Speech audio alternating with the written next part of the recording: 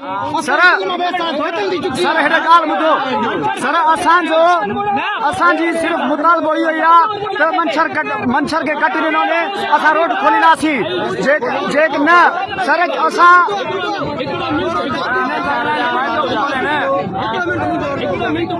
तमामु सुठी ॻाल्हि आई आहे कल्ह खां वठी जेका दादू वारनि जी असां स्ट्रगल ॾिसूं था असांखे ख़ुशी थी थिए MNV ट्रेन ते ॾींहं राति असांजी टीम अल्ताफ हुसैन पवार समाजी अॻवान असांजी मक़ामी माण्हू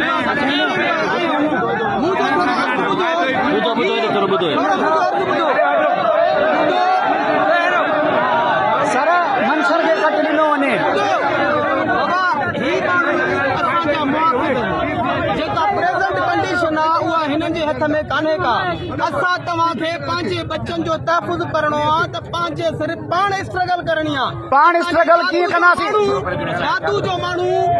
कॾहिं बि कोन चाहींदो त असांजो दादू शहर ॿुॾे कॾहिं बि कोन चाहींदो त केर बि कान हेरे मुंहिंजो अर्ज़ु ॿुधो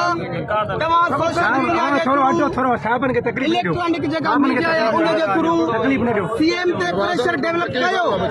ऐं जेकॾहिं जेकी हिते दोस्त लाइव आहिनि त मां ज़रदारी साहब खे रिक्वेस्ट थो कयां साईं तव्हां थोरो गौर कयो ही उहो ज़िलो आहे जंहिं तव्हांखे चारई तालका खटराए ॾिना ही उहो ज़िलो आहे जंहिं तव्हांखे 2 MNA खटराए ॾिना ही उहो ज़िलो आहे जॾहिं ज़ुल्फ़कार अली भुट्टो ते हमलो थियो ज़िया जे थ्रू त हिन ज़िले जे माण्हुनि कुतनि ते नाला लिखिया ज़िया जा महिरबानी कयो तव्हां थोरो गौर कयो केम शाह जा माण्हू दरबदर कंहिं कया तव्हांजी मिसमैनेजमेंट कया मेहर जा माण्हू कंहिं दरबदर कया तव्हांजी मिसमैनेजमेंट कया जोही जा माण्हू कंहिं दरबदर कया तव्हांजी मिसमैनेजमेंट कया कच्चे जा माण्हू परेशान आहिनि कंहिं दरबदर कया तव्हांजी मिसमैनेजमेंट कया हींअर मेहर जी केन शाह जी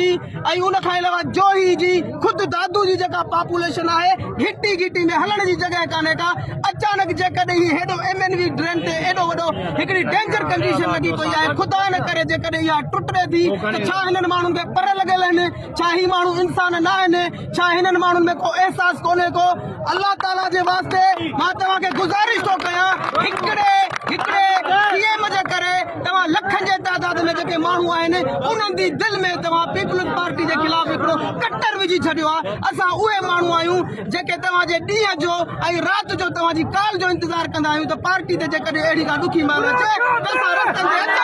अचूं